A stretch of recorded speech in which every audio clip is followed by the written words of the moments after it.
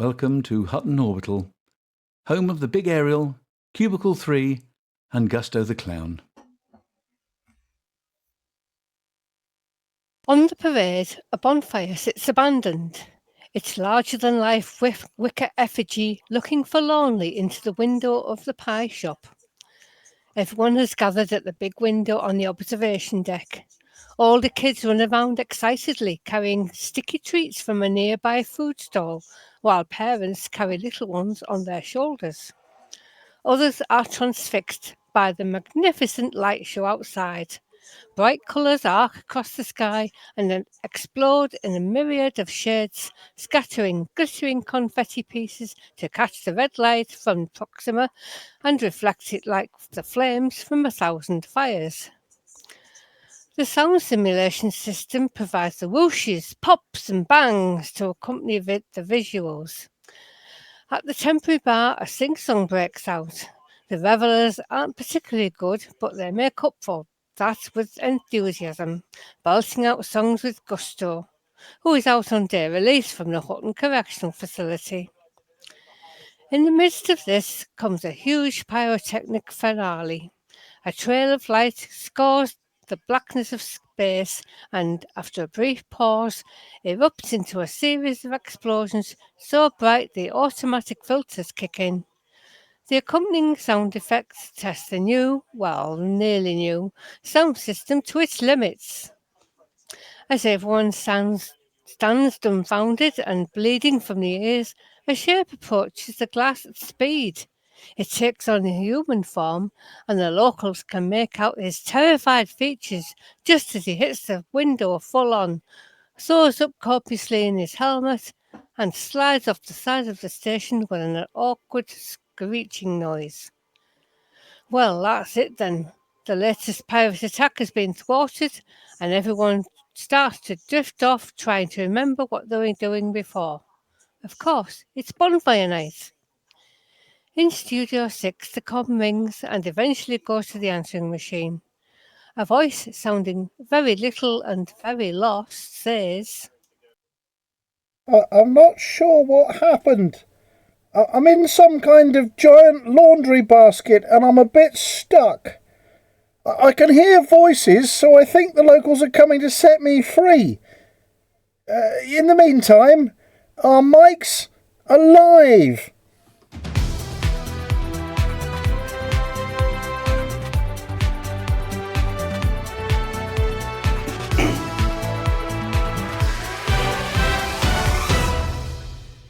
Good evening, and welcome to the show. After the high point of last week's week off, we're back. Well, you're only high due to the meds they were giving you. Oh no, it was me that was on the meds. Rudolph was just administering some meds. Is he licensed for that? Nurse Wyeth would be very cross at him, pinching her roll. That's what happened to her buns as well. I heard her saying something about them.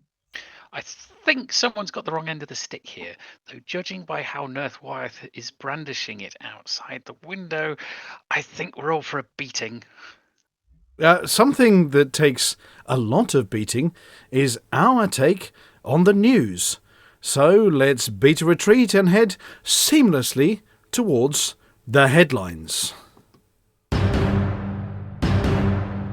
How quick is quick enough? Not quick enough, say petitioners. Is your Braben tunnel all congested?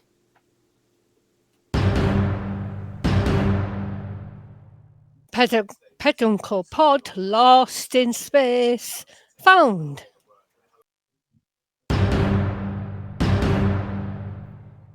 Vomit Comet tours to combat zones proposed.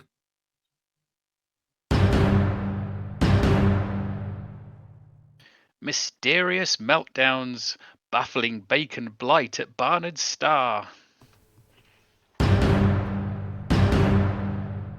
And I look at the flatulence in a flight suit that is Hutton's latest unwanted expansionist accident.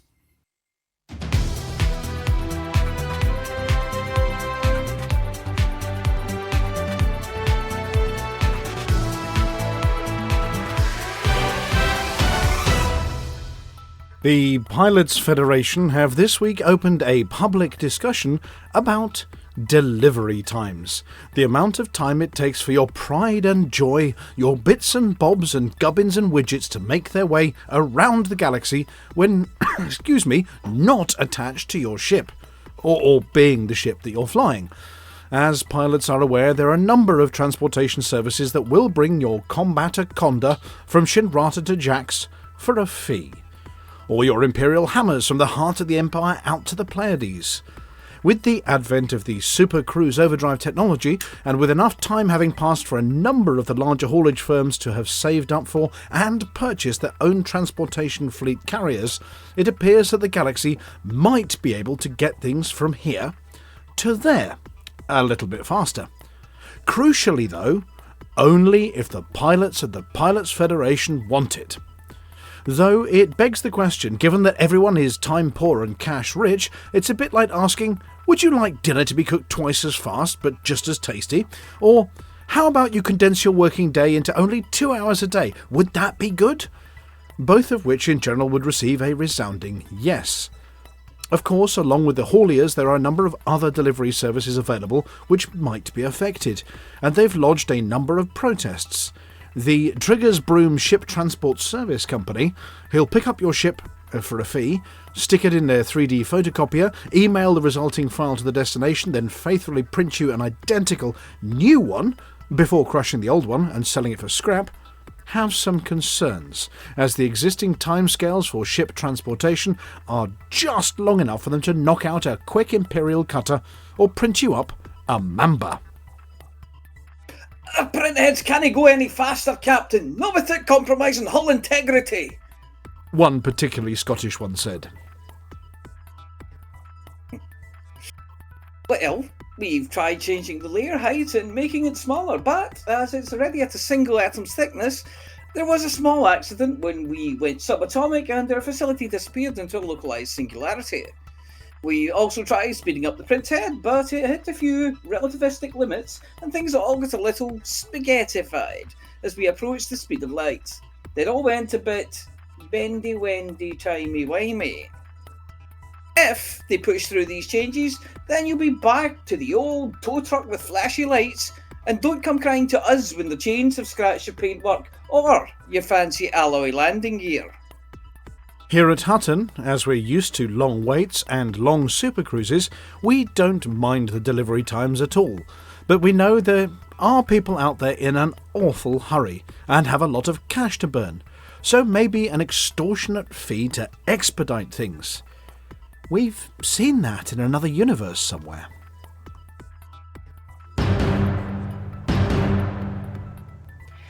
How big is your Braben tunnel? A question that's on everyone's lips in recent weeks. Or it would be if they knew what a Braben tunnel was. They do. They go in and out of Braben tunnels daily. For the avoidance of confusion, a Braben tunnel is the swirly stuff that happens when you jump between systems. The replacement for the witch space jump. The clouds and the lights and all the swirlies. When you jump, your ship creates a Braben tunnel between your point of origin and somewhere near the nav beacon at your destination. You enter the Braben tunnel, and after an intermediate period of time that's somewhere between soon and a little less than soon, but still quite soon, the star you're aiming for looms big in your window. Except that with the release of the new Mandalay, it appears that the influx of commanders equipped with SCO drives has been interfering with the Braben tunnels. They're taking longer. Scientists from Canon have been probing Braben tunnels all week and come to the conclusion that the Mandalay, due to the nature of its exceptional SCO drive, has been causing a bit of local gravitational flux, narrowing Braben tunnels throughout the galaxy and leading to a little bit of congestion. Try and squeeze too many ships down one Braben tunnel in a short space of time, and the tunnel collapses to a fraction of its normal size, and it takes longer to squeeze the contents through it. Like a toothpaste tube full of swirly sci-fi where the nozzle is half blocked. The solution? The galactic drive manufacturers and engineers have been putting their heads together and think they have got a solution. Using a specially engineered mega-carbon nanotube engineered lattice, they've created a Braben tunnel stent, which, when fitted, brings the flow back to nearly normal.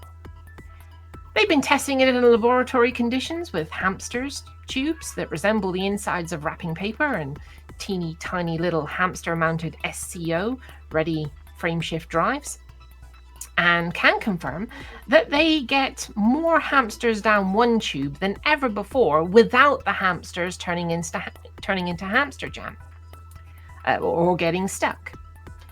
As for the expected delivery date of these modifications, well, hopefully it will be before the influx of pilots testing the new Mandalay go back to living on the forums and not in space, which of course would solve the problem.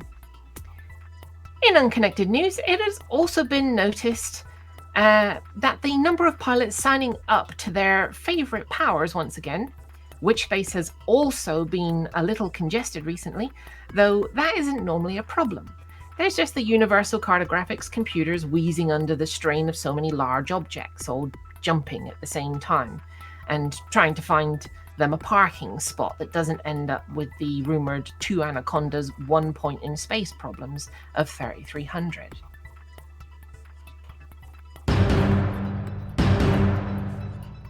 A political spat has broken out between the Empire and the Federation's new leadership this week, as Jerome Archer and President Winters have both accused the Empire of subterfuge and skullduggery. Normal spy relations between the superpowers involve parking a great big innocuous-looking ship in orbit around a planet that has the government on it, or a research facility, and flatly denying that it's bristling with big radar dishes, listening devices and snooping technology.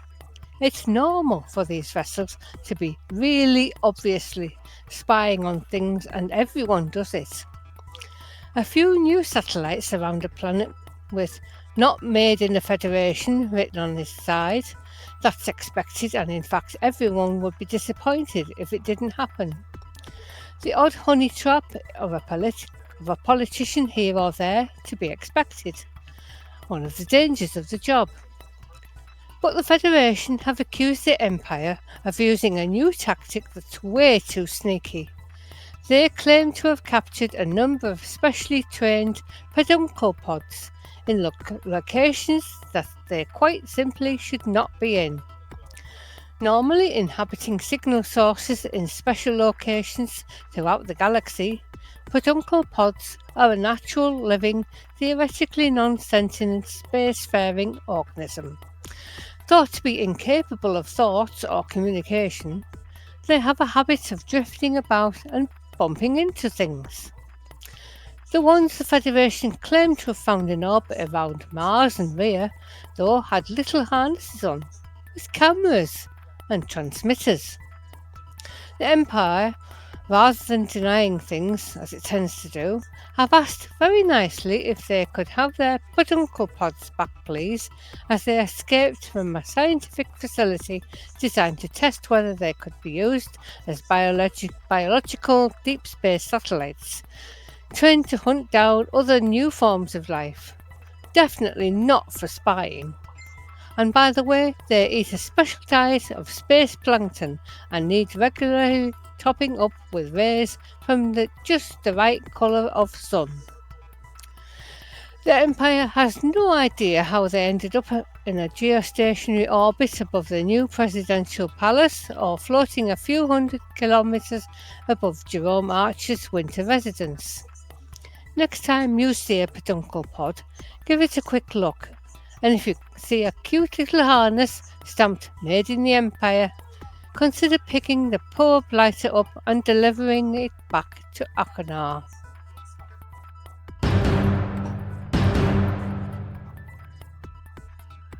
A petition has been submitted by the pilots of the Pilots Federation calling for Apex taxis to revisit their standard drive installations, as well as those of the Combat Zone delivery ships, and to consider installing Supercruise overdrive drives.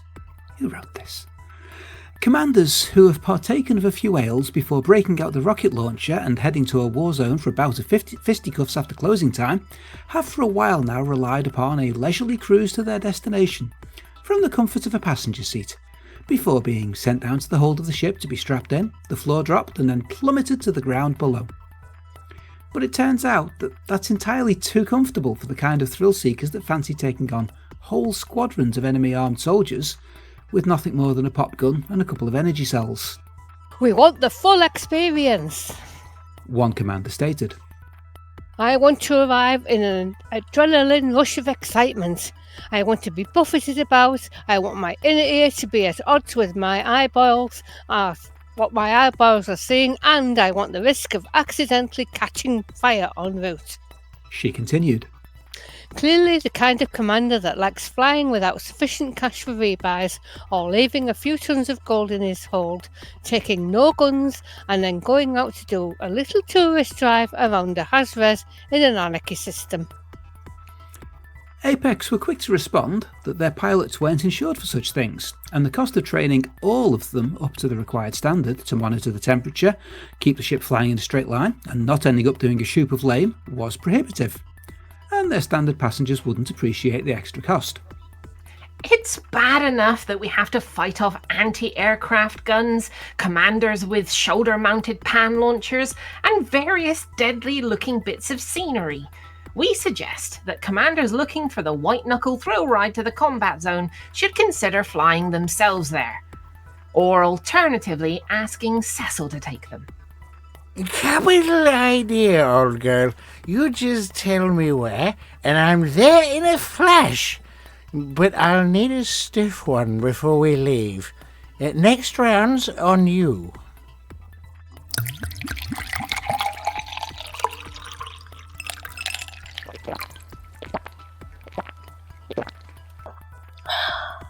We agree that the breathing space after buying the farm and having a trip back via a shuttle to a war zone with a frontline taxi, which is a division of Apex Taxis Incorporated, gives most people enough time to pop to the loo, grab a quick top-up of their fluids, and let their heart rates go down a bit.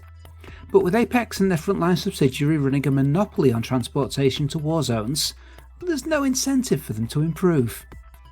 Maybe, if some enterprising entrepreneur was to start up a service using maybe dropships to take people to war zones and passenger transports like dolphins to ferry people around and fit them with the latest drives, it would give Apex an incentive. But until then, we'll have to make do with the existing fleet of rather aging vultures and adders. After all, someone has to fly those things these days.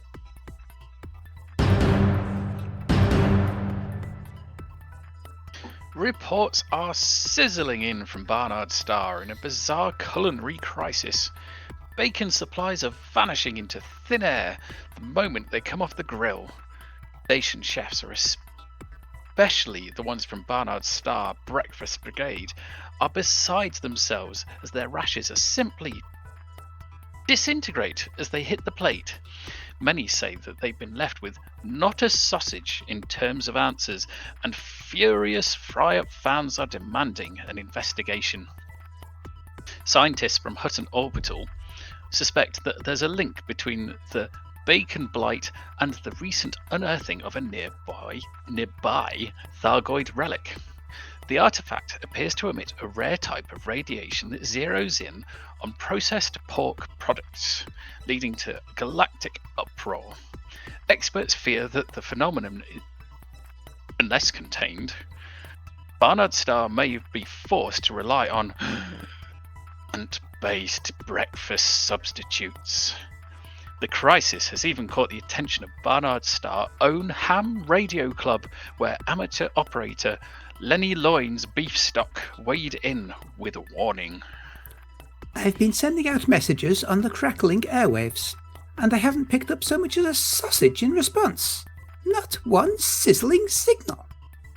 Mr. Beefstock added, I reckon it's all down to that dodgy Thargoid artifact.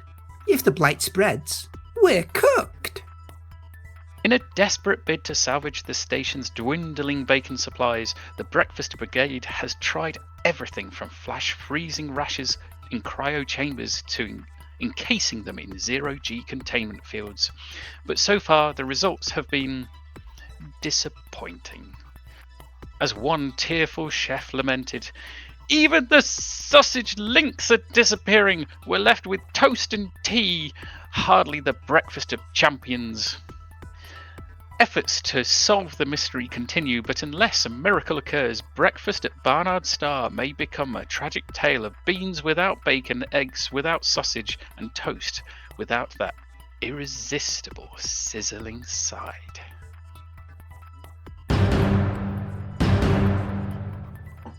Welcome to the Hutton BGS bit, where we put on a blindfold and blunder around in the Hutton Situation Room, hoping to put our hand on a nice shiny system worth reporting on. Or some biscuits. I mean, what the hell happened in here? I mean, you turn your head for just a week and everything goes completely haywire.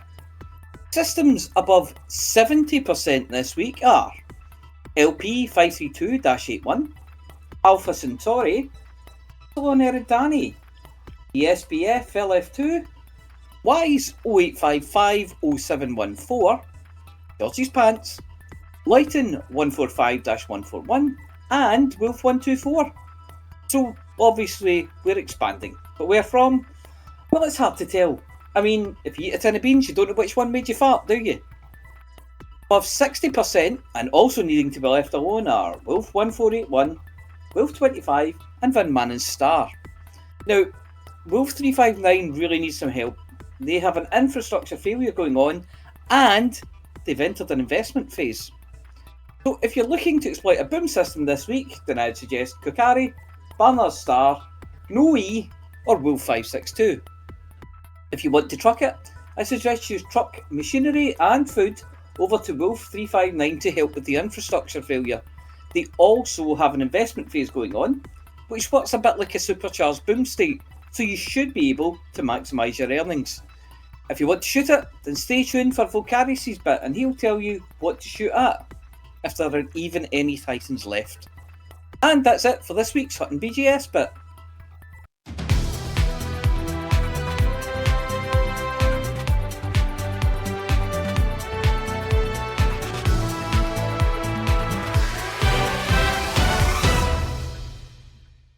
And relax. And Scene. a round of applause for Little Grey there for getting through the tongue twisters. I blame Mr. Dusty for that one, I thought. Yes. we'll play the which one was written by Mr. Dusty this week. Yeah. I'm glad you like the ham radio. Yes, it's that Yes. tickled me greatly. how many bad Mr. Dusty jokes can you squeeze into one article? Well, we have a full studio this week, so sorry everybody about last week. We had a bit of a situation because the apology officer was unable to apologise for me not being there, and then I wasn't there. And I don't know, somebody's head fell off, and it all went wrong. Situations. Yes, absolutely. I didn't have a week off. I had a big cough. Well, yeah, okay, a sizable... A series of unfortunate events. I had an F-off cough. Yes. Well, the apology officer's been sucking on some lemony snickets or something, and your voice... Fisherman's friends. Yes. Lucky lemony snicket. Yeah, and is feeling a mite better. But my dear old mum, who I was caring for the last 2 weeks, after 2 hips at once got replaced. Nurse Wyeth did a cracking job, by the way. Is now running around the place, and I can't escape anymore, so I had to drive somewhere else, back to Hutton, to escape. And yeah, I think everybody. I mean, Amelia, you're so at the moment. I am. Hull integrity is managing. It's integral. Yes. Well, we're not sending you out to do any rares this week. That's probably risky. But we did notice, and was noticed during the news there, that Mooncake was attempting to read an article as well. That's true. We should get her doing that. Yes. Meow. Yes. So what was that, Mooncake? Meow, meow. Yes. I like that my denials of Mooncake's existence were removed from the Twitch chat. Yeah, well, I would say that Mooncake is hiding in the studio to hide from the Momus Bog Spaniels, but I suspect the Momus Bog Spaniels are hiding in the rest of the station from Mooncake, who is guarding the studio for us. But anyway, Can you hear her? we meow. Yes. She's shouting. But we've got everybody. We've got Vulkarius lurking in the background here. Hello, Vulkarius. Good evening, Hutton Orbital. Are you? Well, you might be facing redundancy in the face soon. I was going to mention that, like, next week or so. Yeah. We'll find out. I was going to do a bit of a jab at needing to find some other junk to put in the slot. Well, you have to fill in your CV. We'll all give you a jolly good reference for when the Guardians turn up, and we need somebody to report on the Guardians. Yep.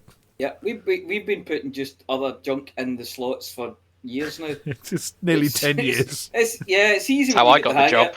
Yeah. Nearly 10 years. Goodness gracious me. Well, we've also got Amelia, who we heard from a second ago. Hello, Amelia. Hello. We have the Apology Officer. Hello. We have Flossy, the Pilots Federation's favourite. Hello. We have the birthday boy. Sorry, Lithobreaker. Good evening. And we have a little grey.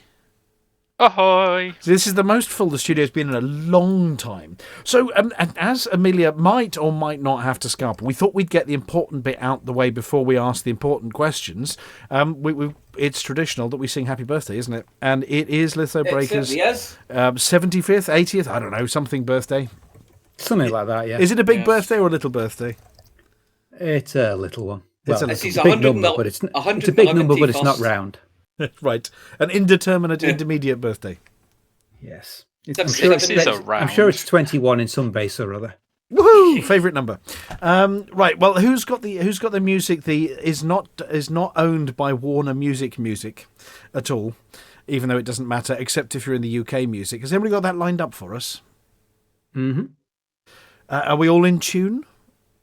No. Good morning, dear teacher. Right. Apology Officer, before we start this, would you like to make a pre-apology for what about to happen? No, this is going to be fabulous. Okay, we're not apologising for this. Joining in. You're not apologising. No, we're not I'll apologise after. Yeah. Okay, somebody hit go on the tape player.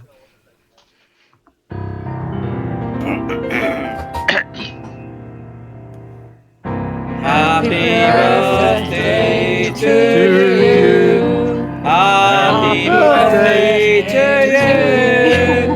Happy birthday, dear Lithobreaker. Happy birthday to you. The good news is there's no danger of a copyright strike for that. Okay, we've just been sent once a year. We've just been sent a bill by Mad Seeker. Apparently, we've just damaged their glasses. I don't know if you noticed, but Mooncake chimed in on that one. Yes. Oh yeah. And the inner Bushman's had an emergency due to mug shattering. Oh dear. Hopefully it wasn't a Hutton one though. They're impervious to our singing. Trust us, we've tried. As we're in the Twitch comments, can I just flag up? I've forgotten where it's gone now. The 7 mug shots by Nudie Spice. The Magnificent 7. Oh yes. I'm glad somebody can count because I've lost the ability. Right. Frontier live stream. Was it this week? Nope. Hang on a second. Was it last week? Weeks ago. No. It's the last Wednesday of every month. Is it next It was the week? week before. Nope. God, no. Hang on. Don't be so hasty. No, No, it's next the week. after next week. It's the 20th, it's the week 20th after. next week. Right. So it's the one after. So keep guessing. You'll get there eventually. Yeah, okay, so they'll be telling us more about, I don't know, this expansionist stuff and this the cobra. Was it Mr. Braben calls it when he's in his tunnel? Cobra. A cobra. Yes, a cobra I beer. think he calls it Planet Coaster 2 at the moment. No, it's Planet Coaster 2. Planet. Barnard. Yes. Planet Coaster. Planet. Yep. Also known as the Vomit Comet. So there's no Frontier live stream. They did do some updatey things, and I think everybody's... Well, you were asking the BGS bit about, oh my goodness, it's all gone pear-shaped. Could this be a side effect of all the new Power Play-ish 2 stuff? I don't know. Well, isn't Rares trading supposed to be a thing now? I have no idea. I think Rares trading's always been a thing. Yeah, It's not been a very profitable thing for a long, long time. It's been a niche thing. Yeah. When I was just starting out, it was mucho profitable. So for Power Play, it's been incredibly powerful. Although the Pilots Federation are looking at that sort of thing and are changing things in the background every week. So I don't expect a particularly Power Play profitable trade Rares run to last. Right. Well, but apparently, trading in Rares, and given that we are a faction who look after 4 of them, dun da da da. I bet you didn't know that. Well, I bet you did, actually. I'm just being dull. We look after 4 of them. There's some joss sticks, there's a mug, there's gin. Yeah. I was going to say, so I remember there was one that was banned at one point when due to the BGS, and then it came back. Yeah. It was the I had to see Jay to bring it back. The Indie Bourbon, yeah. Yep, that was the one. I remember that CG very well. Yeah, says the Queen of the CG. Oh, just short of making the full. We've also got a system. We've also got a system that gives you discounts on ships. We do. LP 532-81. Don't go there. It's over 70%. It's a disaster. But they'll give you discounted ships. I think it's something like 10 or 15% off. So if you buy something big, it's really awesome. Could you get salt and vinegar on them? Yes, you can. Those are the ones there. They're in a traditional blue paint job when you get them. Nice. Yeah. Nom nom nom. Chips. Nom, nom, nom, nom, nom. I haven't eaten yet today.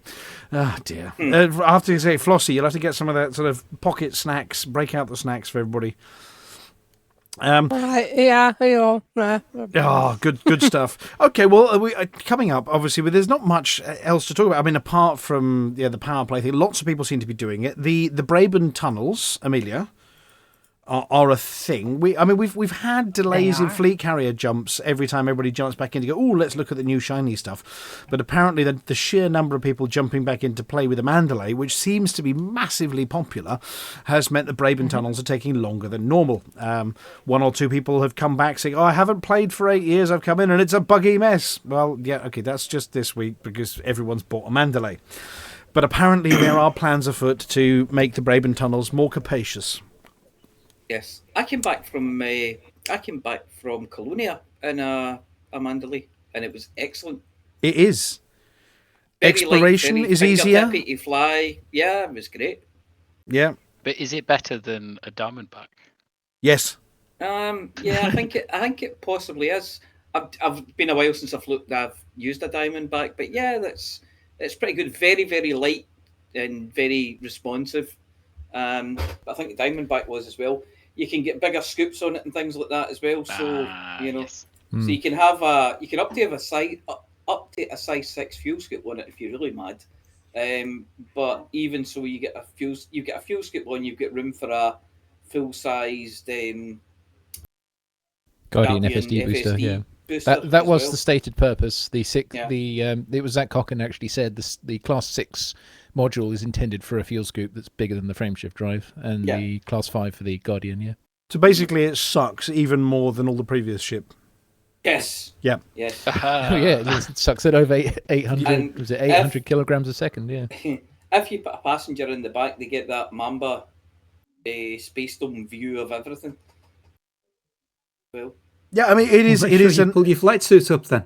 It's a lovely ship, and it's a wonderful piece of design, and fair play to them for chucking out something that's been so popular, because the more popular it is, the more people enjoy flying in space, and the less we get banished back to Earth and told you can't play in space anymore. So, yay. And Power Play 2 also seems to be very popular. Though I have noticed the Pitchfork Brigade have been out quite a bit saying, oh my God, 1 ton trading is back, dun da da da, where people are selling things at 1 ton at a time to maximise their merits, which is a bit Again, naughty. don't expect that to last. Frontier they've already swatted 1, 2, possibly 3 obvious exploits for getting lots of merits. So they're on it. They'll tone it down. Yeah, and I think they've been taking things away from people that have been using it as well. So don't do that if you can help it, because you probably get it taken away. And the Pitchfork Brigade have also been out complaining about the Mandalay. No, they what? Yeah, there are complaints all over the galactic forums about the Mandalay. It's the lack of an off switch for the lights. If that's the only thing they've got to moan about, but apparently it's terrible, it's awful, and it ruins all of their screenshots, and they hate it. Does it ruin their immersion? It does ruin the immersion. Oh, well. Tell them to park an asp in front of it. Yeah, there we go. Yeah. But no, I suppose, having an off switch for the lights might be nice, or a disco one that lets them flash in different colours. Maybe you could buy that for arcs. Buy an off switch for some arcs. Don't know. And not get it for free. Oh no, not even if you're a lifetime expansion pack LEP person. Well. Oh no, yeah. Boo. Right, so yes, there are happy people, there are as usual grumpy people, and there are lots and lots of people playing with spaceships, and that's why the Braben tunnels are taking so long. There are also a Pitchfork Brigade saying, well, we've got the SCO, why can't taxis have it? My goodness, I've seen them trying to get out the docking bay. You really want to give them a Super Cruise overdrive? Oh no. It'd be fun to watch them explode. Yes, boom. Imagine the first day of testing on that one as they apply it non-stop to Hutton Orbital and blow you up somewhere around the first star. Mm-hmm. Anyway, what you ask for. Be careful. Yeah, be careful what you ask for, particularly if you don't like vomiting in your helmet when it rides the bucking bronco. Was there anything else from sort of that kind of news that I've missed while I've been away? I think that's it, isn't it? For the moment. Oh, there's the colonisation of yes. systems. Oh, yeah. Coming up. Are we sure it's colonisation or not colonisation? ... Badum-tush. Well, yeah, I mean, that looks interesting. Apparently, it's designed for individuals, not for great big player groups. Apparently, it means we're going to be able to... there's a new kind of, I don't know, big shippy thing, colonization ship or something. I think it's also known as a money sink for people who've got squillions. Not me. Yeah, I mean, whether it's going to be space only or space and planets, or we don't know. We just don't know. But we'll find out, I'm sure. I think they were going to be talking about it a bit more at the end of the month, which is in 2 weeks-ish, I think. Maybe. Yeah. Yeah. But it could be cool. There are people already saying, we need to colonise a route all the way out to Colonia. So, I thought that's already been done with stations and waypoints, but apparently there are people thinking about whether they can colonise a path to Colonia, which should be cool. I'm kind of wondering about if there's a system I want to get to, and I think it's a couple of thousand light years from a system, and I'm wondering if I can start at one of those systems and colonise my way out to where I want to be. Yeah, or colonise Beagle Point. That goes. Yeah, somebody will do that. Yeah, that's going to get done. And then once again, the Pitchfork Brigade came out and said this is just ridiculous. People shouldn't be able to put the name on things. At which point they were shouted down. That's an unknown as well. Like, whether we'll be able to name the systems. Well, no, because then they'll all be called. You let dead meat out there. It'll all be called My Giant Bumhole. Yeah. They'll all be called Bumhole. No, judging if we go by fleet carriers, I remember seeing one called Supermassive Back Hole. So that's just a typo. While flying through Hutton space, I might add. Yeah, it was one of us. Oh no, probably. I mean, there are some. I mean, there's was it Big Harry's Monkey Hangout and Norman and Mavis's Bingo Palace, and there are places already with daft names. So yeah, it's not unheard of. I think people played an awful lot of money. Daft has changed the rating of the game. Yeah, Hag Hole. Yeah. Yes. Okay, well, so we'll have news on that.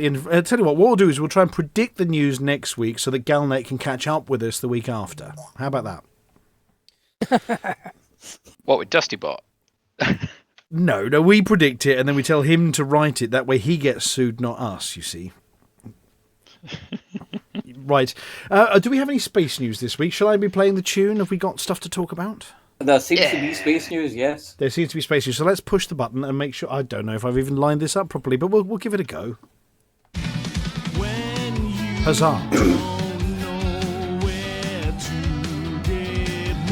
Space news, space news, space news, space news, space news, space news, space news, space news.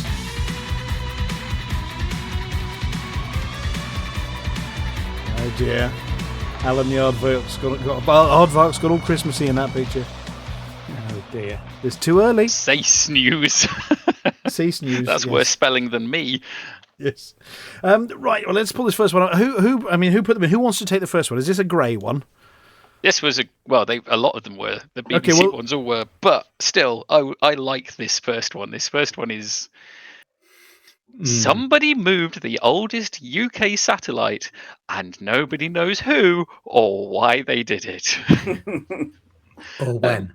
Mr. Dusty drew this picture as well. By the way, this is not actually a photo, as you can tell. This picture on screen at the moment is a Mr. Dusty Bot representation of what our oldest satellite looks like. But I was thinking of Telnet when I was first thinking of this, but it isn't. It's a Skynet 1A. So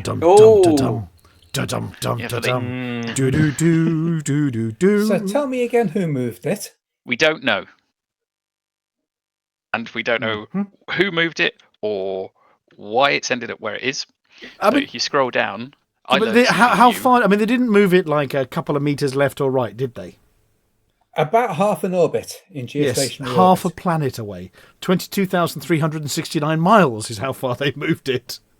Yeah, but it's only half a planet. So I moved on. Here we go. Well, if you moved it any further, it would be less far in the other direction. Yep. So there's a picture.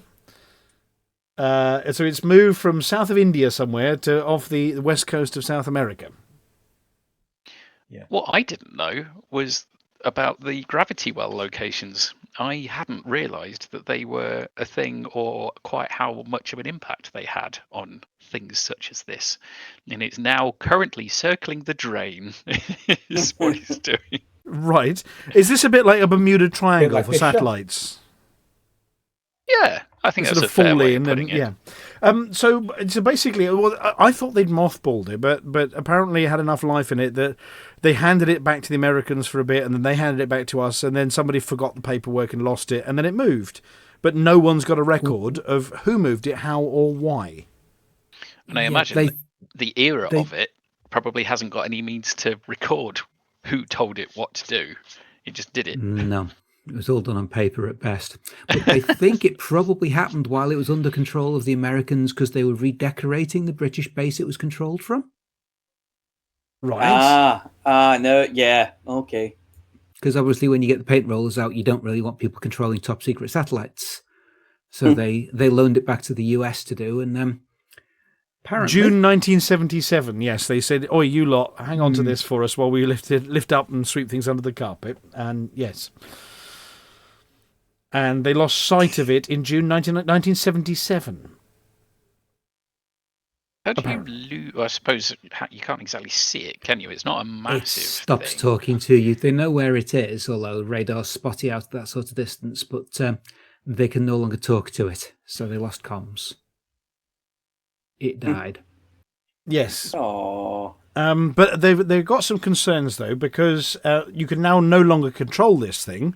It's in a space where we didn't intend it to be, and if something bumps into it, then it turns into loads of space junk, which then, of course, everything sort of bumps into each other, and you end up with flying space junk everywhere. So there is an element of danger to this one. They are developing some technology to grab it using a limpet or something. Yep. I've seen the AIs on those limpets. It's a disaster waiting to happen. And it goes widder over there and grabs it, and then goes boom. Yes. But hopefully boom into the ocean. What was that point? Where did we say they dropped them? And there's a point in the ocean. It had a name. Vulkarius, you might remember the name of the point in the ocean.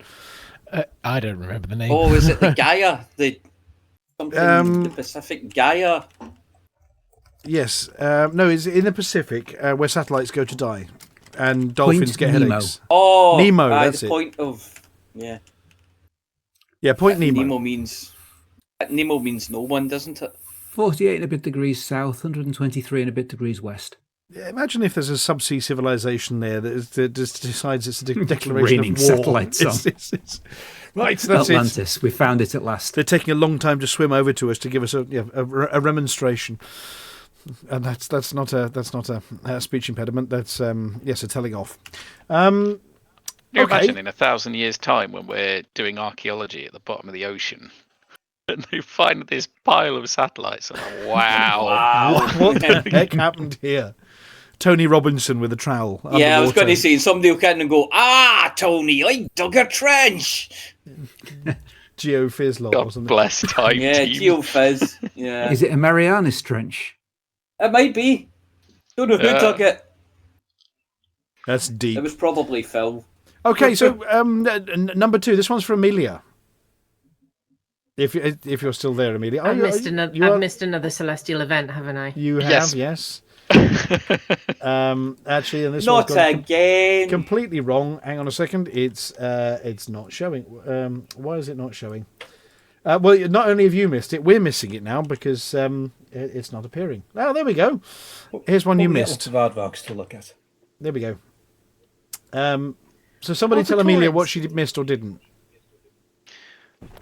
I forgot. Sorry. All I saw was I looked at the news story. You're saying the weather's going to be good in a week, and then realised the story was a week old. So you missed it, and we all missed it because we all forgot. We all forgot. Yeah, so Comet Enki. 2 days ago. Yeah, Comet Enki came past and caused a meteor shower, ice and debris, and it's the northern one. I didn't know they were made of cheese. Yep. Anyway, the comet crumbs. That's what it's made of. Crumbs. Lots of comet crumbs. 17 miles a second. Apparently 17 miles a second is quite slow. About half the speed of the Perseids, which you also didn't see, Amelia. This is brutal. It is. Yep. So the southern Taurids run from September to 12th November, and the northern Taurids run from 13th of October to 2nd December. They're not very prolific, but sometimes you get fireballs. Wow. Yeah. But do you know what's at the bottom of this webpage that is important for Amelia? Yes. Go down to related links at the bottom. Yes. There's Meteor Shower Guide 2024 and 2025. Oh, there we are. Yes. Oh, let's click on it. It'll give you a calendar of things to miss for the next 18 months. Plan which ones you want to miss in 2025. Yeah, here we go. There are several spectacular opportunities to miss meteor showers in the UK throughout the year, apparently, Amelia. The table below includes dates for all the major meteor showers visible in the UK, so you can stay indoors and not look up. Right. Each entry includes the shower name that you're not going to see, the date of maximum, which you're going to miss, and the normal limits of when the shower is visible, except to Amelia. So when it's safe to go back outdoors. And you can email them. They'll email you to tell you when to not go outside. Can we link? Yeah. Can we link this in chat? I can't. I tried this last time. It didn't work. Oh well, yeah, because you haven't got the permissions, have you? Oh goodness! No. I'm going to sneeze. Excuse me. I'm going to mute myself for. No. Oh, I can just see the snot on his screen now. Incoming in chat. We've got a word of the week for this. Have we? It was mail drop. It was the drop at the end of your well, nose. Well, a mail drop's not if you're ready to sneeze. That's when you've actually got a little dewdrop hanging off the end of your nose. Yeah, that's I imagine that's what 21 has right now. And it went into great detail about how people used to slurp them up and things, and just it was horrible. Honestly, they'd get some 17th century text that explained all about it and how it would go into their beards and their moustaches and things like that. This is horrible. Right, you've been banished to the green room. The mental image is there. Oh no. Yeah. Right, the next one. The next one. Now, I don't need to read this one. I think I know what this one's about. And this is our top story of the week, this one. This is not listening. About all the life in Uranus. I'm not using the other yes. pronunciation because it's not as funny. Because that would be silly. So I'm going to go from memory on this one. But apparently we used to think Uranus was lifeless. because when the original probe went by it, there was wind in Uranus. And the wind blew everything off to one side, and it made everything, all the moons of Uranus, all the lumpy bumpy bits, look completely lifeless because of, I'll say solar wind, because Uranus had wind. Anyway, that was what happened back then, but now they've got more pictures of it, and apparently Uranus has recovered and is feeling much better and a little bit less lifeless than it was before. Voyager 2... Yeah, Voyager 2 basically was looking at Uranus at the wrong time. Is there ever a good time? Well, exactly. So there were two moons outside the magnetic field of Uranus when it went by first time. But in 2024, they've now said, oh no, the magnetic field, the protection that Uranus provides to the lumpy bits around it, is now better because the magnetic field. Is providing protection to the moons. So there might be life on them after all. So the lumpy bits have crawled back inside, so they're not as itchy now, is that right? Well, something like that. But yes, the planet's magnetic field traps gases and material that come off the planet. So if Uranus is leaking anything, then the magnetic field holds it nearby. Right. Yes. But then obviously as the moons are travelling through this, originally, basically, they thought Uranus was different to everywhere else, and it's not. Apparently, Uranus is just the same as everywhere else, and it might have life. Apparently. Hooray! Yep. So Uranus is nothing special. Yeah, and they'll be looking at Miranda, who hangs around Uranus and orbits it quite a lot, and it may be actually much more full of life than they thought. Much more like Enceladus and all those kind of places. And there's a big round disk. There we go. I think that was it, basically. It's an excuse for us to say those words. And smirk. Yeah, there you go. There's a picture of Enceladus, which is Saturn, of course. And Saturn's not rude. And they think places around Uranus may look as exciting as that. And for anybody objecting, yes, Uranus, so that we don't titter. I get it. Uranus. Yes. Uranus. The next one. Is this another one for Amelia? Yes. Hang on, Amelia. This one's for you. Great. Yeah. just for you. Hang on a second. I'm switching. You'll have a harder time missing this one, though. Really? Yeah, there we go. Not with the clouds you get in England, you won't. So you've got to say, a film announcer voice. Vulkarius, can you do a film announcer voice? What? How does I don't? Well, I don't know. Some deep coming to a sky chance to see supermoon in 2024. Do you mean like this year? There we go. That's what I was meaning. Yes, this year, your last chance this to year see. In November, your last chance. The full moon in 2024 is a supermoon. There we go. Round of applause for Vulkarius. I saw a supermoon once. I was incredibly disappointed. There was no cape or anything. But how can you tell it was super? Hats on outside. You know what's going to happen next news story, don't you? It's going to be a moon with cape seen in skies over Northumberland or something like that. Here I come to save the sky. No, right. Friday. Jingle! It needs a jingle. No more jingles. We've already had complaints about the length of my jingle. It's just too long. Right. Apparently, Amelia, Friday. That's tomorrow. That's tomorrow. If you missed the last three, this is an end of 4 consecutive supermoons now. And it's the beaver moon. Be cloudy. No. It's a beaver. Nice beaver. Yeah, it's not a hunter's moon, which was the last one, the really big one. This is a beaver moon. A beaver moon, so I might stand a chance. That's the one. Yep. But apparently a beaver moon is a supermoon. And what makes a supermoon super? Here we go. There's a question for you. It's 15% bigger. Yep. That's very distinguishable. Very precise. It's going to be 14,000 miles closer to Earth than normal, meaning it's about 14% larger and 30% brighter. There we go. Which is an awful lot brighter than a Hutton radio presenter or button masher. Fancy moon. Basically, it means that the cloud between you and it will glow slightly more brightly than usual. Yeah. Not slightly. 30%. Here we go. Slightly. Yeah, the forecast is large areas of cloud. It is. are covering many parts of the UK, lingering for much of the night, across Northern Ireland and Northern England. Southern England will start with clear skies. Ooh. But You get to see the beaver mooning at you. North Britain is going to start cloudy, but then clear from the north overnight. Yeah. So we'll get to see the beaver as well. Yeah. But apparently you're in a small gap to see a beaver. That's what it says. Yep. That's all you need. Right. And finally, I think this is a birthday boy one here. If this one does not hit the blockers like it did last time, let's just try if this one's going to... The mockers and the blockers. Here we go. Yeah, it's live. Litho. Woo! Happy birthday, Apollo 12. Yep. Litho. 55 years ago today, which is before I was around. Just, yes. So your birthday's the same as the Apollo mission. Yeah, Apollo 12 launch. Yeah. Nice. And it's the really famous one because nobody cared, even though it got hit by lightning like 30 seconds off the pad, and they nearly had to abort the mission, which would have been quite spectacular and dramatic because all of the instruments were going Aruga, Aruga, Aruga, we're not working, and they had no guidance system, and everything was falling apart.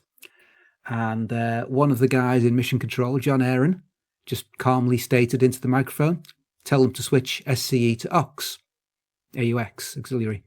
Capcom relayed this. One of the astronauts reached down, flicked this switch, and everything went back to normal. Yep. Is that redundancy systems then? Basically, that it was using.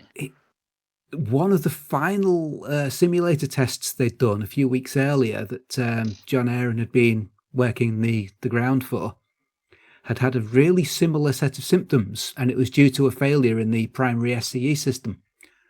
So he told them to try that in a moment of blind panic and desperation, and it worked, and saved the entire mission.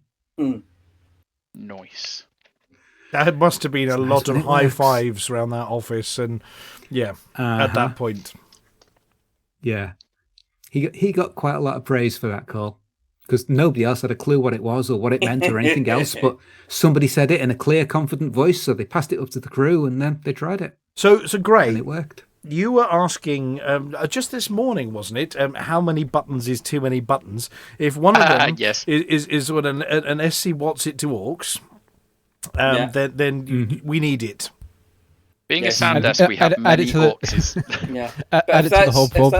If that turns out to be 16 buttons to press SCE to AUX, then it's too many buttons. Yeah, the hob fob can handle it. It can do 32. No, we're talking sound desks. 40 channels each with about 20 knobs each. It's quite a lot. There you go. This was a rotary clicky switch. So. Right. Well, I think that's it for Space News. So, Vulkarius, I'm gonna play the outro. Hang on a second.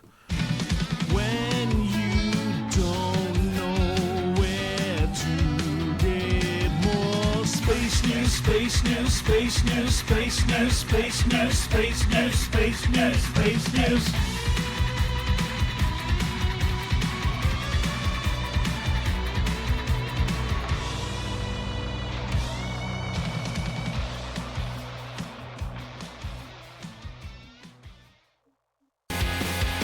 We're flying high in the black face, the thyroid threat. Vulkarius leads away, no fear, no regrets. Guys are tight as breath, saving humankind. Together we'll defend, never fall behind. Whoa, keep your laser flare. Whoa, Vulkarius is here, fighting on slaughter. No fear tonight. Whoa, Vulkarius lights the fight.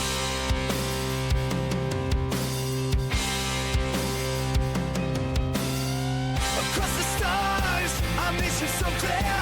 Vulkarius stands tall, there'll be no fear. Navigates the void with his crew so tight. In the darkest space, he's our guiding light. Whoa, keep your lasers lit. Whoa, Vulkarius is here, fighting onslaught. No fear tonight. Whoa, Vulkarius lights the fight.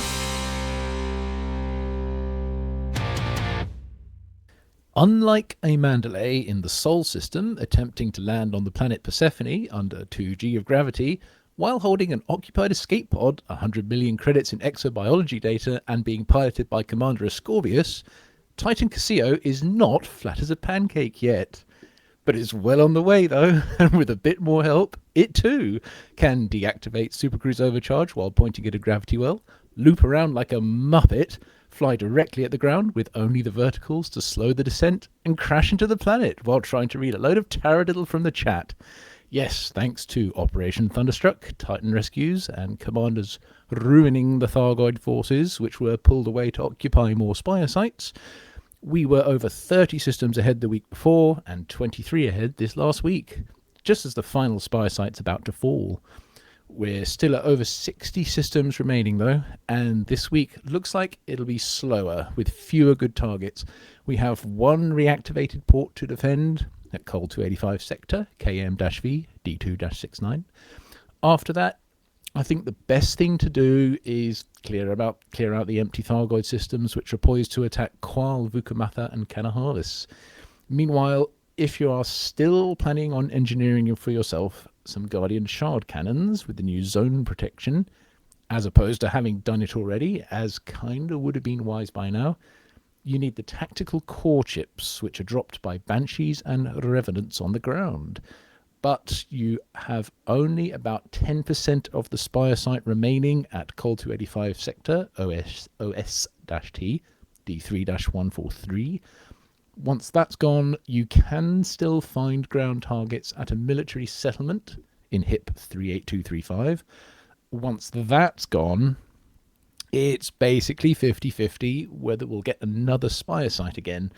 If those Spire compounds are indeed critical to the Thargoid war supply lines, then we may get one more, but definitely keep that in mind.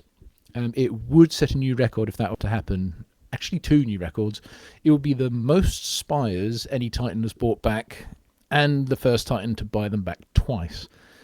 Either way, though, all you need is those missile racks that you've already been using against the Titan core. Bring along a collector limpet to lift the loot off the ground. The estimated vulnerability, still early December. Actually, just after the 2-year mark of the war. But either way, the quicker we fight off the Thargoids, the quicker we can return to fighting each other for power play control of all those new systems. And that's it.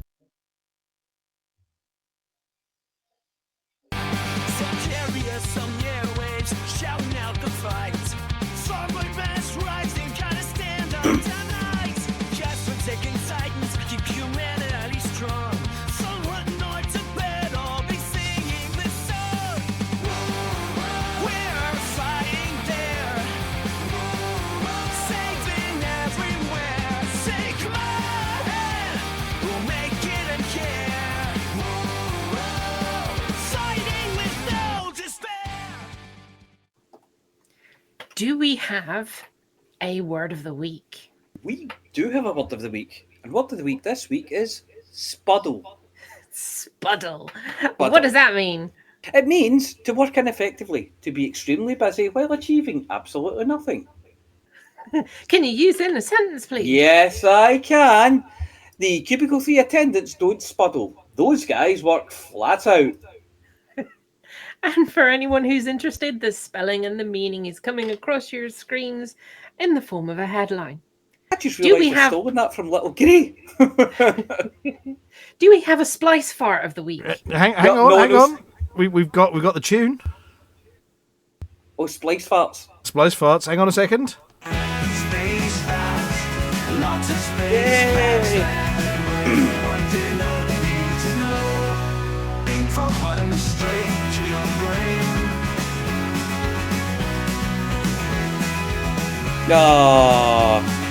There we go.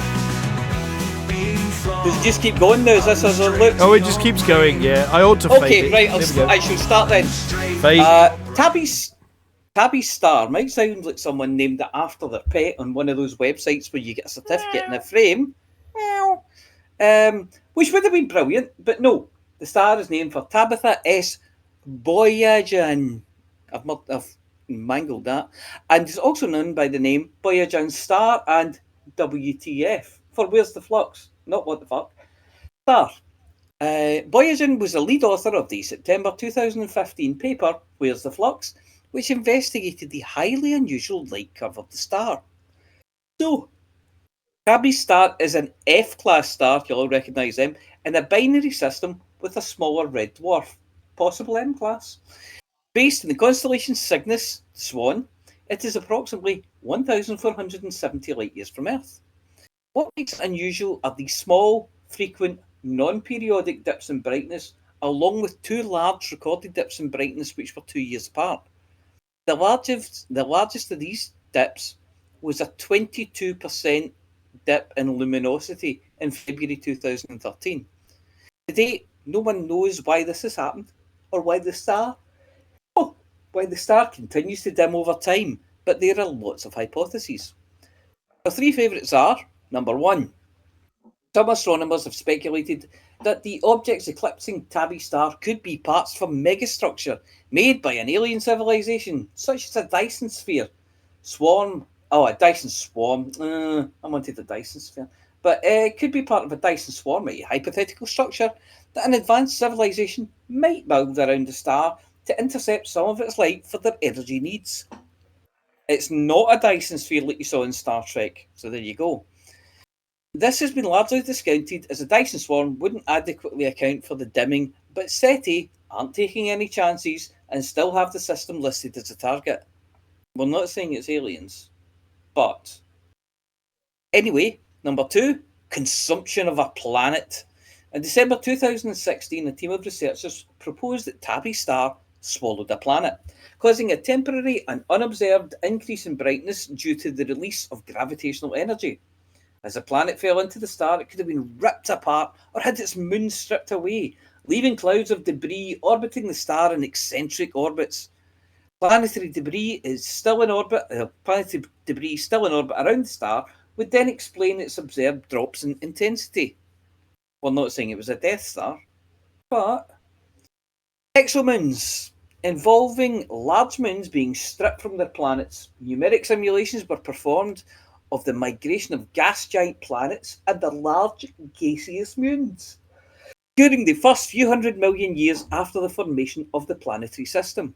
In approximately 50% of these cases, the results produce a scenario where the moon is freed from its parent planet and its orbit evolves to produce a light curve similar to that of Tabby's star. That's no moon. Anyway, the 2-mass address for Tabby's star is 2-mass J2006 1546 plus 44 27248, and it's in the Kepler catalogue as KIC 8462852. So, if you're clever, then you can probably find it in game. Space facts, lots of space facts that everyone to know they need to know. Think from Hutton straight to your brain.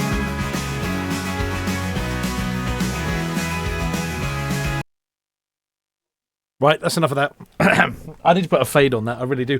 Fantastic. Yeah. So JMass 2006 1546 plus 442728. That's what we're looking for. Yep, there we go. Or, if you're using the Kepler catalogue, KIC 8462852. I'm kind of hoping somebody clever will find it and then I can go there. Vulkarius! I will look it up. So you said JMass what now? JMass, Juliet, 2-mass. Yep. It's 2-mass. 2-mass, sorry. Yep. J2006 1546 plus 4427248. House. Wolverhampton Wanderers 1. Nil. That says no results. That says no results found. Okay. Kepler. It's as KIC 8462852. Or you just look up Tabby's star. No results for the Kepler Tabby's star. Yes. Yeah, TABBY. Doesn't exist. It doesn't exist. Or no moon. I think its proper name is Boyajian. So BOYAJIAN.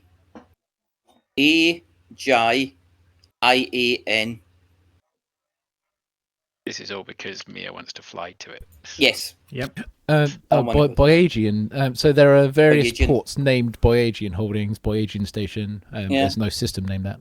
Oh. Yeah, well, we'll have to look at. It's got a WISE one as well. It's got a WISE number. Oh, then yeah, that's that one. KIC. So yeah, WISE J2006. What else have we got? 2 mass. Yeah, the 2006 is basically a coordinate set for a direction. So yeah, somebody's gonna have to work out where that points in the sky and find stars in that area. Yeah, are the numbers after the plus like vertical? There's a horizontal and then vertical, so it would be plus means it's above the galactic plane. Well, it's about halfway between Deneb and Delta Cygni, yeah? Yeah. Yeah, as part of the Northern Cross. It's in the Cygnus Yep. Yeah. constellation. So Deneb and Delta Cygni. And you can view it as long as you've got 5 inches. Whoa. Yep. But not if you're naked.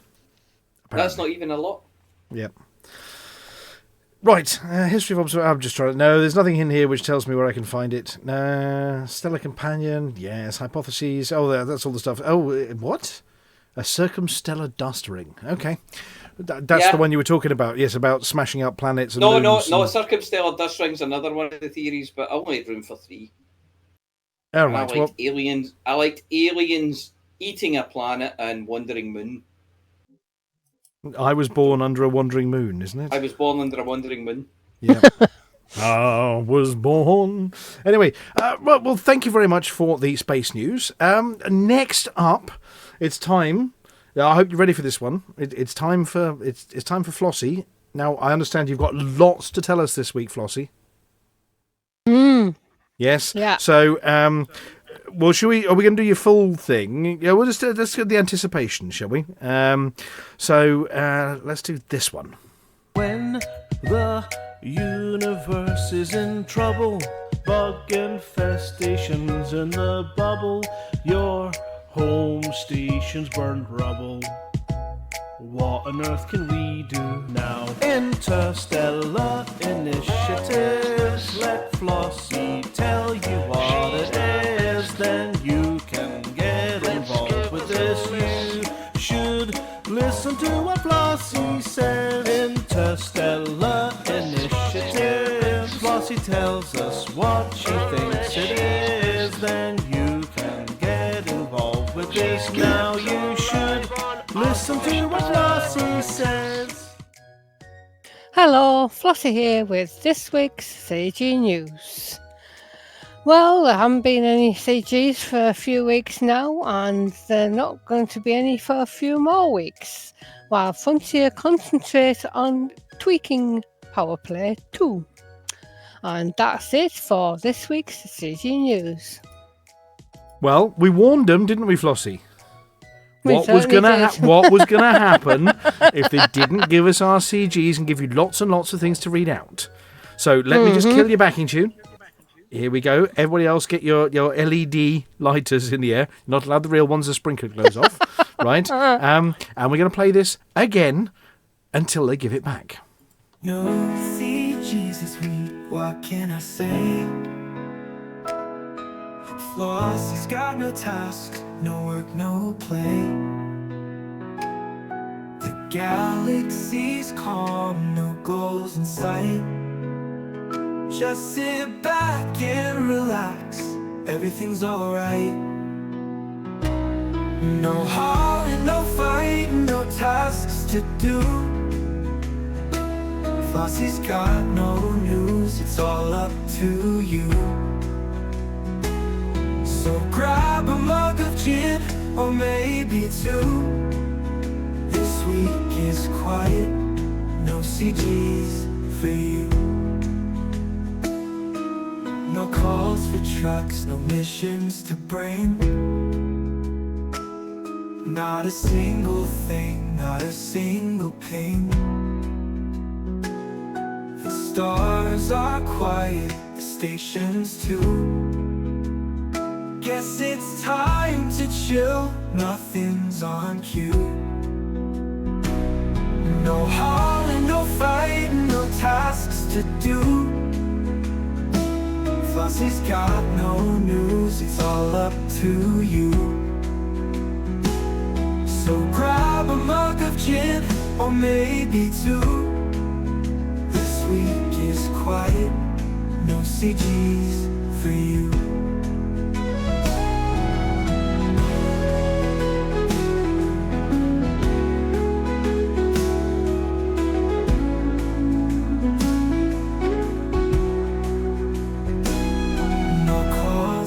Trucks, no missions to bring.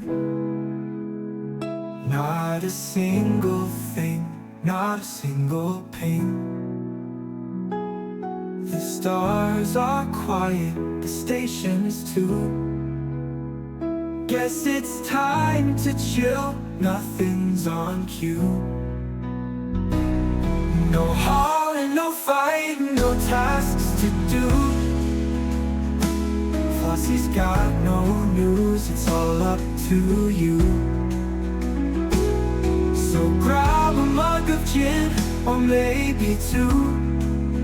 This week is quiet, no CDs for you.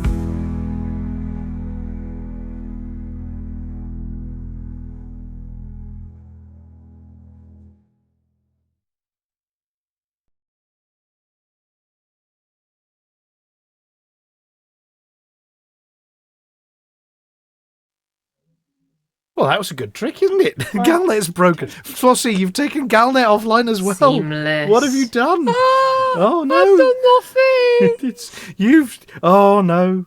Here we go. Let's try again, shall we? That was supposed to be a seamless transition there, Amelia. It wouldn't be the same, would That's what it? you get for not having anyone doing the intro. I don't know. Here we go. Talk amongst yourselves. Right, I think I'm ready. No. Yes. There we go. Galnet News Update, 14th of November, 3310.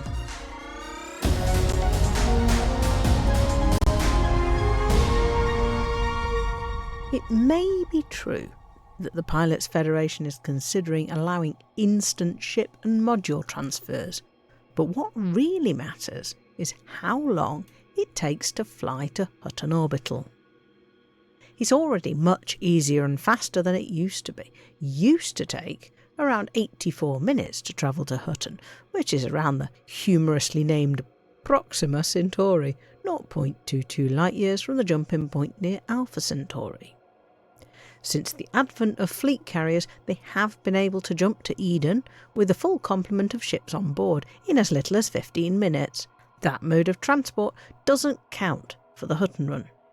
Commander Vulkarius was the first commander to fly to Hutton in less than 60 minutes, getting hyperdicted by the Thargoids as you try to jump from Alpha Centauri to a Thargoid-infested system can sometimes lead to the Thargoids dropping you off comparatively close to Hutton. This method was frowned upon. Then, earlier this year, the invention of the Supercruise Overcharge Frameshift Drive meant commanders could fly to Hutton very, very fast indeed. At first, refuelling stops were needed, so you had to get your friends to hang out at strategic refuelling points along the way. But with the slow but steady Mandalay, it's possible to fly the whole distance to Hutton without refuelling in less than 30 minutes. You might need a few extra fuel tanks, but it's not hard. Not at all. And with the Mandalay's smooth, cool running at speeds greater than 4,000 times the speed of light, the journey is over in just a few minutes. It's almost too easy. Veteran Hutton truckers will be pleased to know this does not work for trips taken in Apex taxis. Apex hasn't yet discovered the delights of SCO drives, so taking a taxi to Hutton will still eat up nearly an hour and a half of your life. That's the proper trucker way to savour the trip.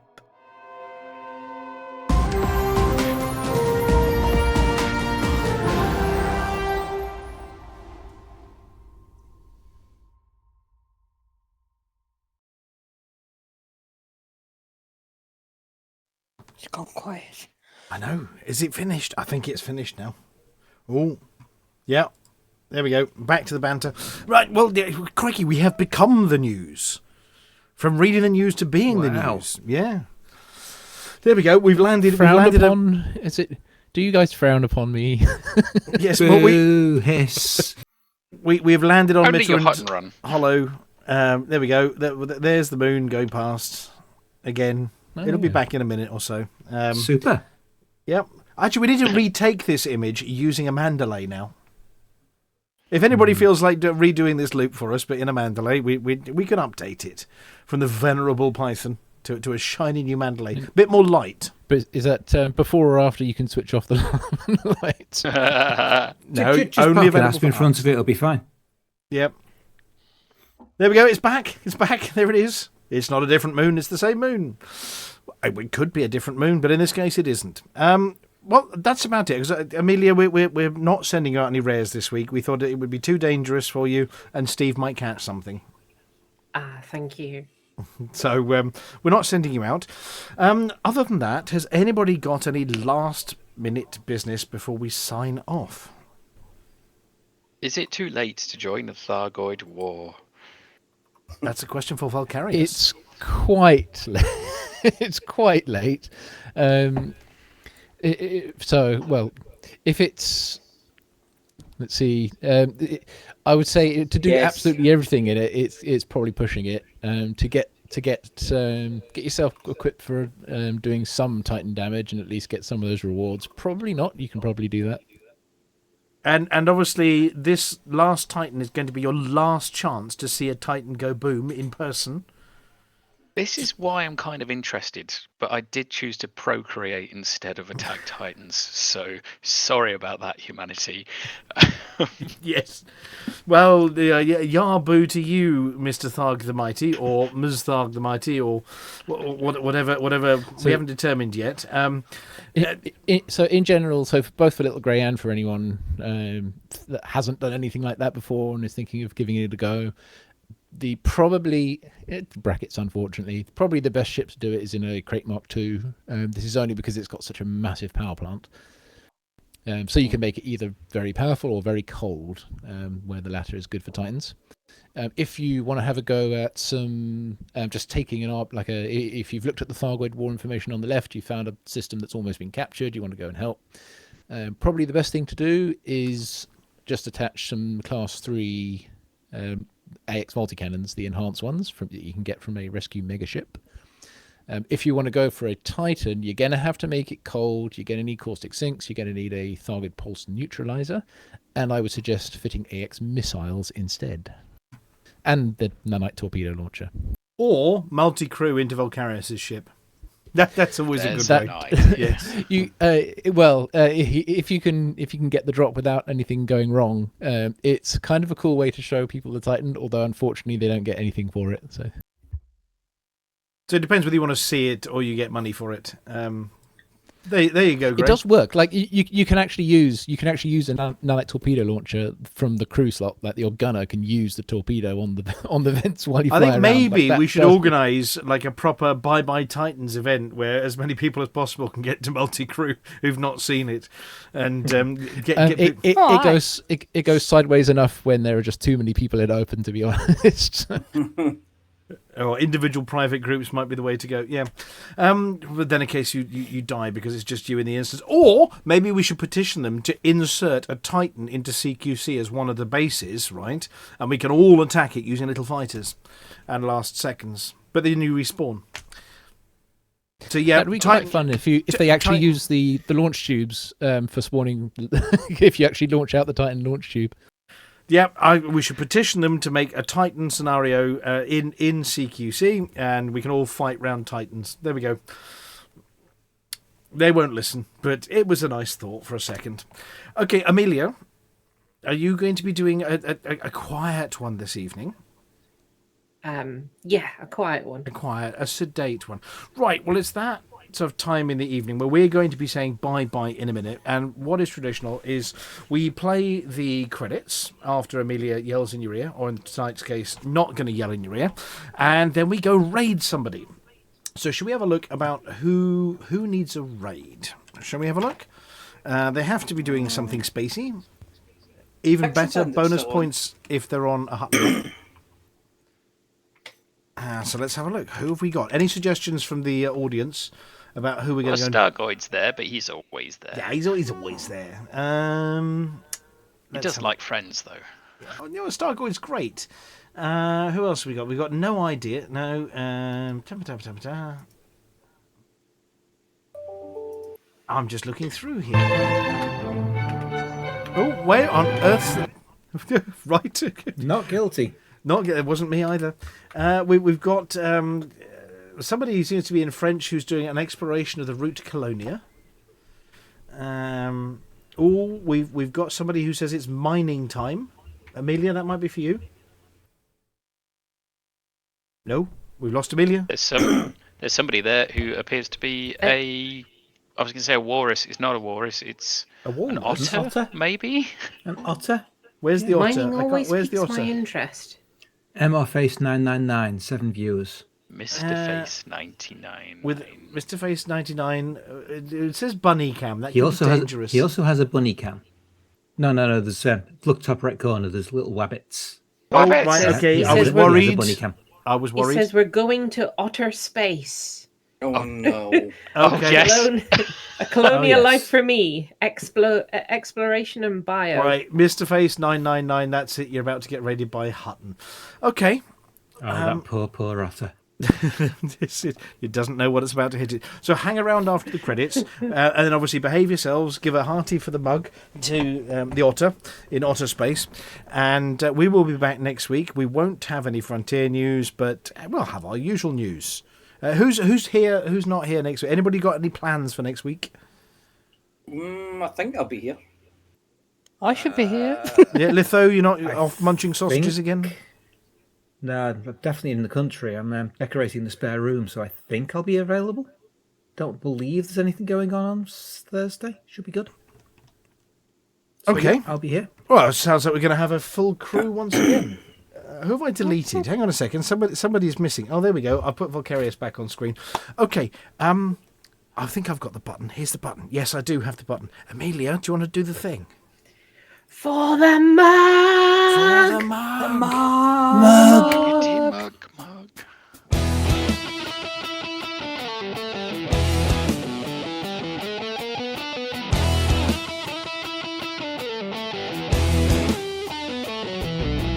No journey too long and no cargo too small. The profit margins never really mattered at all. We're gonna take the cargo where it's needed today. Super cruising all across the Milky Way. We'll take anything, anytime, anywhere. Loading up the T-9s to the brim with grain. For the mug, yeah, you know just where we're coming from. For the mug, now everybody sing the Hutton Trucker song. For the mug.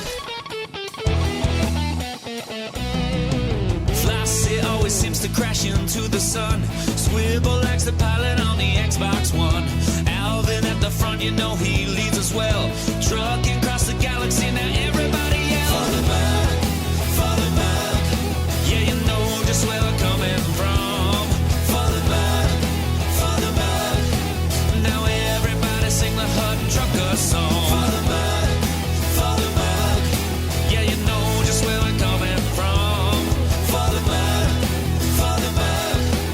now everybody sing the Hutton Trucker song.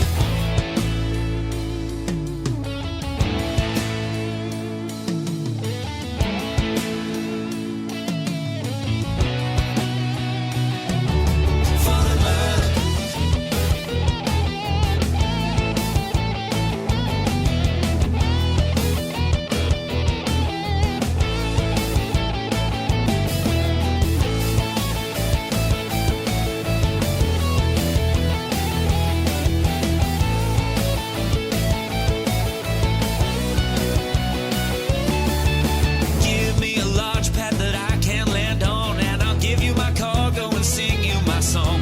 No part 22 light years to go. Cruising to Hutton, whoa, whoa, whoa. No journey too long and no cargo too small. The profit margins never really mattered at all. We're gonna take the cargo where it's needed today. Super racing all across the Milky Way. We'll take anything, anytime, anywhere. So shout it out loud like you don't even care. Father Buck, yeah, you know just where I'm coming from. Father Buck, now everybody sing the Hutton Trucker song.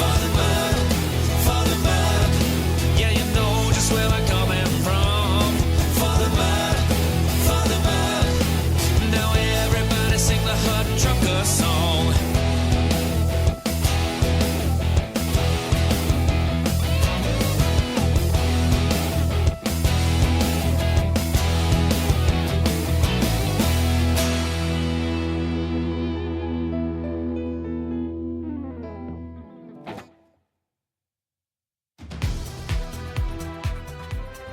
Well, ladies and gentlemen, that's the end of the show. Everyone's buggered off now, so why don't you bugger off too?